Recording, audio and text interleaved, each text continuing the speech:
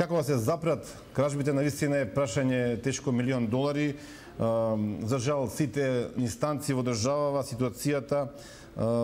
во ситуацијава топката е префрлаат еден на друг.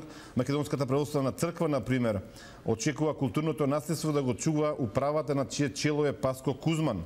Владиката Тимотеј, во чија Деврско-Хичевска епархија се случува најголем дел од грабежот, бара црковните одбори во селата сами да се грижат за црквите, додека пак синот на Македонската православна црква во Охридска архиепископија засега не понудил, барем ние немаме информации, ниту денар од своите милиони евра кои што ги има на сметка од денационализацијата.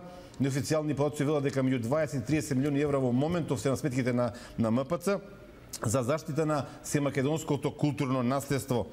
Само една мала споредба за поставување на мониторинг систем со камера во, например, 100 најзагрозени цркви во земјава, каде што се чува регистрирано културно наследство, доволни се не повеќе од 200.000 евра годишно, што е смешна сума и за МПЦ Охридска архиепископија и за Министерството за култура. Секако одговорноста мора пред се да се бара од директорот на управата за културно наследство Паско Кузман, кој наместо да се фали за неговите подвизи дека му е зад петици на Александар Македонски, можеби би требало повеќе внимание да посвети на она што значи навистина духовен масакр на македонското културно наследство. Министерката за култура Канчевска Милевска, се разбира, и целата влада имаат исто така огромна одговорност да се спречи ова ситуација која што ја зафати Македонија последниве десетина години. Да бидам искрен, џабени се сите останати проекти во културата и други национални проекти за заштита на македонскиот идентитет, доколку останеме без основата врз која што почива македонската духовност и македонската нација. А најголем дел од грабежите се случуваат во Дебарско-Кичевската епархија, што на тие што тврдат дека кратците покрај бизнис имаат и друга агенда, им дава делумен легитимитет. Од почетокот на годината до денес кратците посетиле вкупно 33 цркви, или на секои 4 дена имало по една кражба во црква. Главно земале пари и црковен прибор, како звона или светници. Некаде пленот им се движел од едва 100 денари, но од некои цркви носели и бронзено звоно, тешко над 1 тон. Но најголемата штета сепак е направена при 4 грабежа, кога се украдени и икони, дел од националното богатство. Лазарополе, Модрич, Струшко и Штип. Украдени се 52 икони. Кој може да ги купи овие вредни икони и каде се продаваат? Тие цајни или црни лицитации има. Особено иконите наши завршуваат кај одреден број на колекционери кои се пасионирани за собирање на ваков вид на уметнички дела. Има некои се емотивно врзани со својот стар крај, па сакаат одредена икона да биде дома.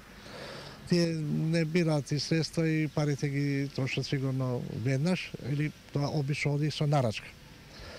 Црните аукции се обично ги има во Западна Европа, има нешто во Англија, Германија и имаме некои кантони во Швајцарија, каде што се вршат тие црни аукции и продажба. Во Белград имаше, и знам дека и се уште има во хотел Југославија, негде 12-13 февруар, собирање на антиквитети или старини кои покрај она што е дозволено и се продај недозволено. Според Несторовски постојат повеќе причини за расширените кражби.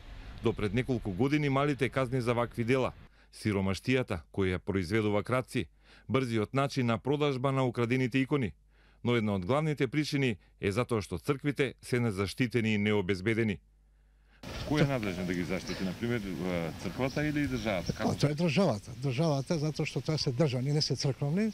И сега тука има неке разидување меѓу црквата и државата. Црквата вика тоа заштитете ги, а не ги дава да ги однесеме во некои посебни депо.